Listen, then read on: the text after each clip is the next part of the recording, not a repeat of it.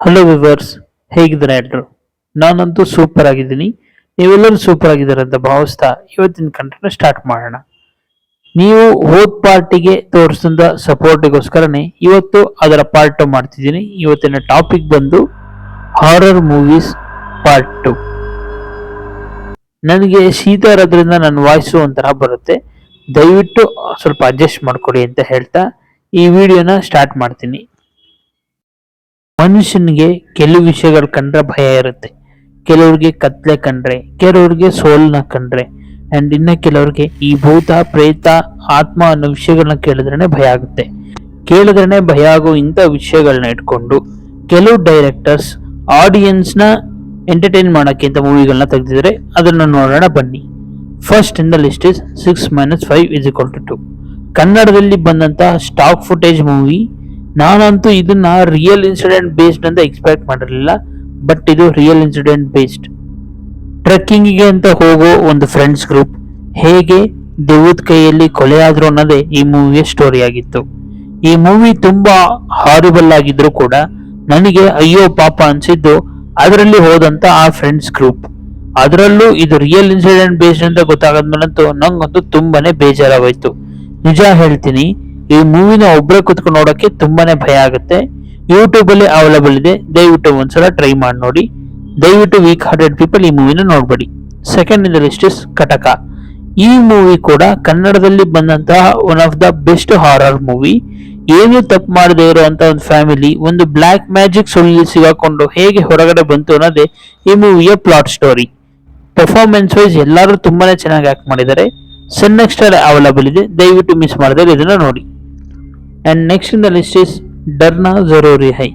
ಈ ಮೂವಿ ನಾನು ಪಾರ್ಟ್ 1 ವಿಡಿಯೋದಲ್ಲಿ ಮಾಡಿದಂತಹ ಡರ್ನಾ ಮನಾ ಹೈ ಮೂವಿಯ ಸೀಕ್ವೆಲ್. ಈ ಮೂವಿಲೂ ಕೂಡ ಒಂದು 5 ಸ್ಟೋರಿ ನಡೆಯುತ್ತೆ. ಒಂದು ಮೇನ್ ಪ್ಲಾಟ್, ಇನ್ನು ಉಳಿದಿರೋ 4 ಸಬ್ ಪ್ಲಾಟ್.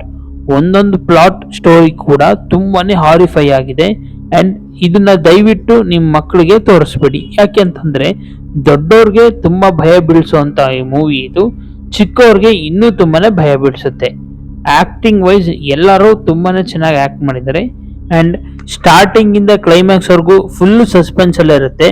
ಕ್ಲೈಮ್ಯಾಕ್ಸ್ ನೋಡಿದ್ರಂತೂ ಒಂದ್ಸಲ ನಿಮ್ಗೆ ಶಾಕ್ ಆಗುತ್ತೆ ಅಂಡ್ ತುಂಬಾನೇ ಬೇಜಾರಾಗುತ್ತೆ.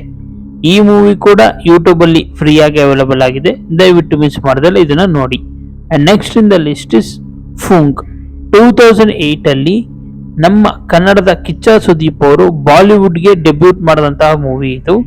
ಅವಾಗಂತೂ ಟಾಕ್ ಆಫ್ ದ ಟೌನ್ ಆಗಿತ್ತು. ಯಾಕೆಂದ್ರೆ ಈ ಮೂವಿನ ಒಬ್ಬರೇ ಕುತ್ಕೊಂಡು ನೋಡೋದು ಒಂದು ಚಾಲೆಂಜಿಂಗ್ ಆಗಿತ್ತು. ಆ ತರ ಇತ್ತು ಈ ಮೂವಿಯ ಎಕ್ಸ್ಪೀರಿಯನ್ಸ್. ಈ ಮೂವಿ ಕೂಡ 2 ಪಾರ್ಟ್ ಅಲ್ಲಿದೆ, ಫೂಂಕ್ 1, ಫೂಂಕ್ 2. ಫೂಂಕ್ 1 ನ ನೋಡಿ ಮೊದಲು ಅಂತ ನಾನು ಹೇಳ್ತಾ, ಈ ಮೂವಿ ಕೂಡ ಯೂಟ್ಯೂಬ್ ಅಲ್ಲಿ ಅವೈಲೇಬಲ್ ಆಗಿದೆ, you can watch it once.